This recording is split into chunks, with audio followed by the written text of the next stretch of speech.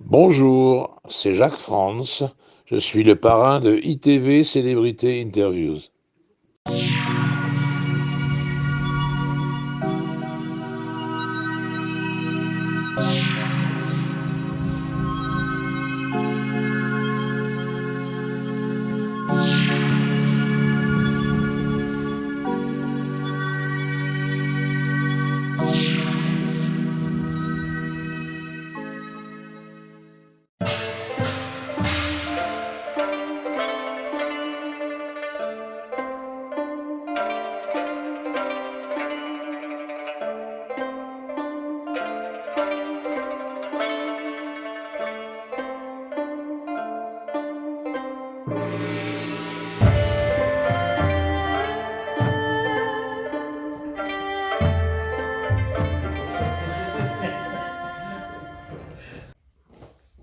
Bien bonjour, je m'appelle Michel Béreur, cascadeur, devenu coordinateur de cascade et acteur. Et bien, très heureux de pouvoir échanger sur notre ami Jean Marais. Alors, Michel, dans quel film tu as travaillé avec Jean Marais? Alors avec Jean Marais, on avait fait Joseph Balsamo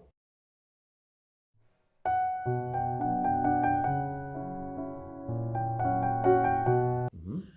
et je me souviens d'une séquence où il y avait beaucoup de cavaliers. On n'était pas suffisamment de cascadeurs, donc on avait pris des cavaliers d'un cercle hippique Mhm. dans la région. Et on avait une partie de galop et on arrivait à un endroit où il y avait une descente vraiment vertigineuse.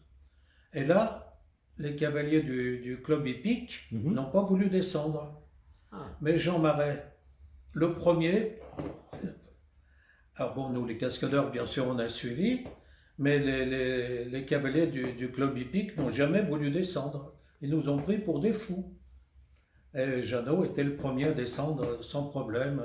Ah ouais. Il faisait très bien du cheval d'ailleurs, hein? Oui, C'est un bon cavalier. cheval, l'escrime, Ouais. bon, physiquement, il était extrêmement doué. Et contrairement à Jean-Paul Belmondo était très sportif, il s'entraînait. Je lui avais installé une salle de gym chez lui quand il habitait rue des Saints-Pères. Jean Marais ne voulait jamais s'entraîner, ne voulait jamais faire de sport. Mm. Et il avait des qualités exceptionnelles. Donc quand on le voit par exemple monter dans le Capitan Oui. avec les dagues là, Ouais. qui c'est qui gère la cascade? C'est Carliez là, Claude C'était Carliez? Claude Carliez. D'accord. Alors bon, je n'étais pas sur le film, moi j'ai commencé avec Claude en 65, Mhm. oui. Et on m'a toujours dit, c'est super ce qu'a fait Jean Marais, mais il ne faut pas oublier qu'avant lui, il y a un cascadeur qui a fait les trous pour qu'il puisse après monter. D'accord. Mais il disait de deux choses l'une, ou je peux le faire et on le fait, ou je ne peux pas le faire et je ne fais pas le film. D'accord. Il refusait d'être doublé. Bon, il a été doublé toutefois par Gilles Delamarre sur le film qui s'appelait Le Saint, Mhm. là où Gilles s'est tué en faisant le tête à queue avec se tuer en doublant Jean Marais. Mais bon, ça c'était une cascade technique, Mm. ce n'était pas une cascade physique. Eh oui. Donc la technique, ça ne s'improvise pas, Ah. ça s'apprend. Le D'accord. physique, c'est autre chose. Mais... Après tu as tourné dans une série qui s'appelait Karaté Compagnie.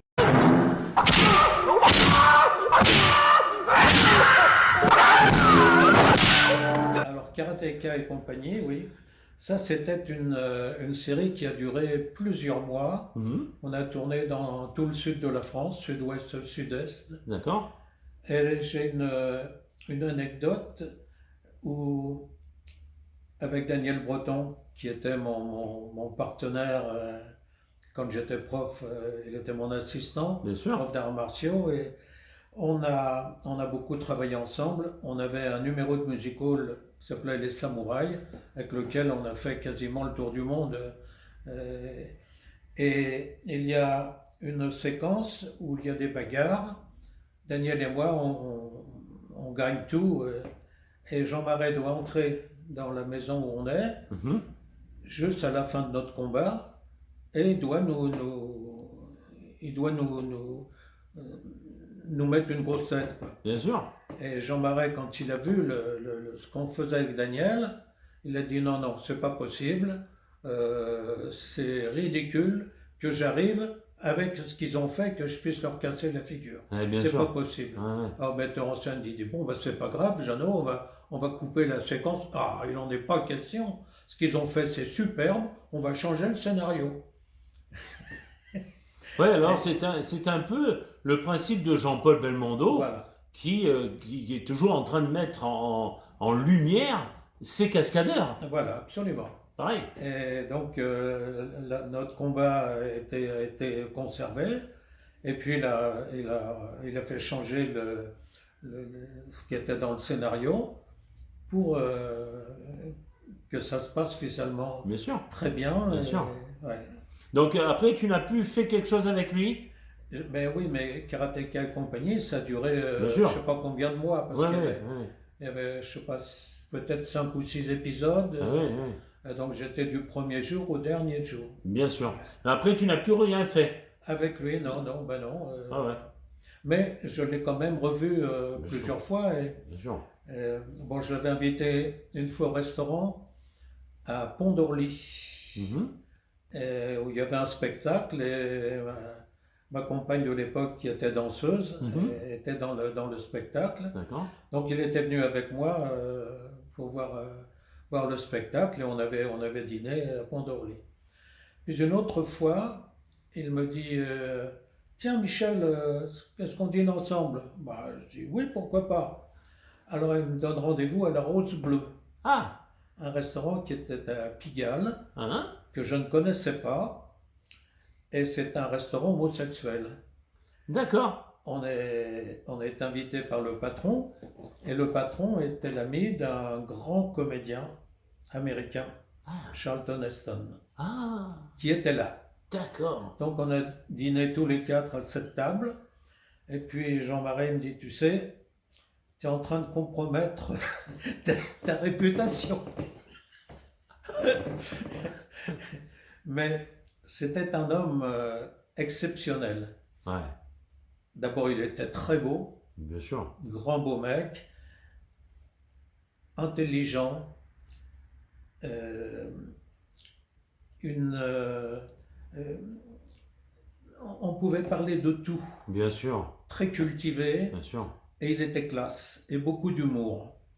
Alors, je me souviens qu'il me disait des fois, Michel, tu me tentes, laisse-toi tenter.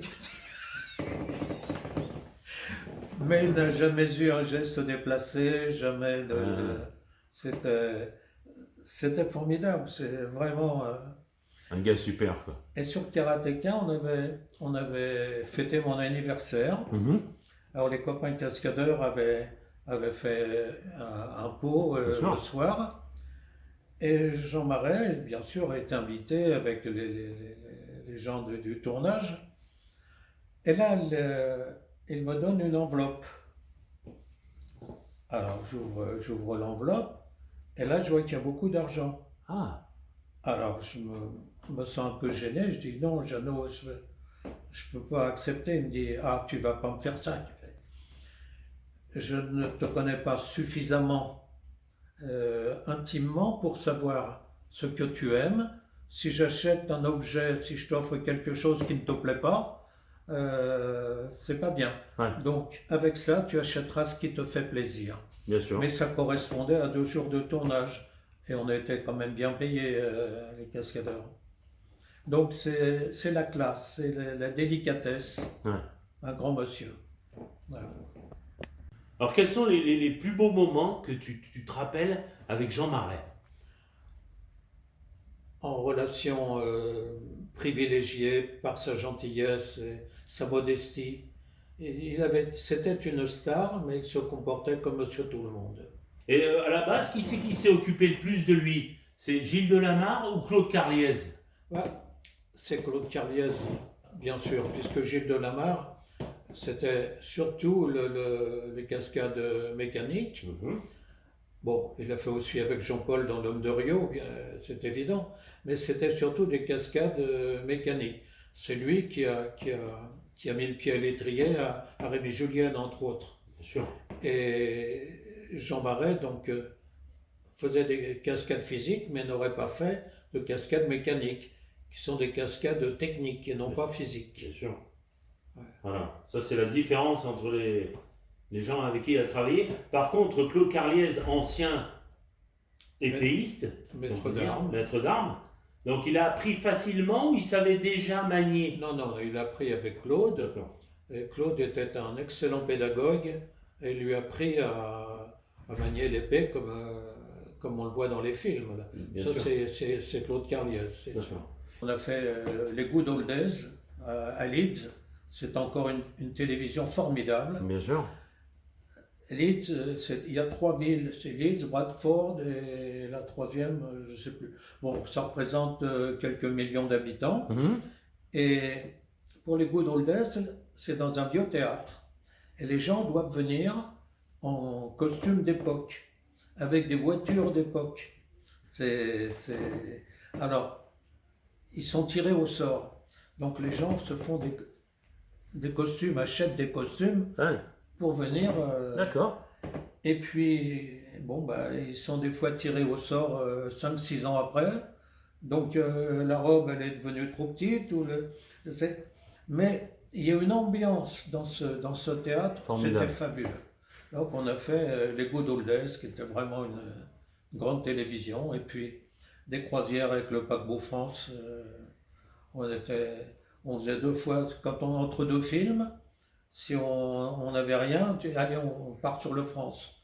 On faisait le Havre-New York et retour. Bravo. On faisait le numéro une fois en deuxième classe, Mhm. une fois en première. Jean-Michel, on va dédier avec ton accord cette émission à ton ami Rémi Julien. Tu peux nous en dire un mot pour finir l'émission, bien sûr. Ah, que dire sur Rémi, après tout ce qu'on a entendu? Rémi, d'abord sur le plan humain, parce que c'est pour moi ce qui compte le plus. Mhm. C'était un seigneur, un monsieur d'une gentillesse, d'une modestie et un grand talent. Il voyait avant tout le monde ce qu'il fallait faire et comment il fallait faire. Je l'ai vu sur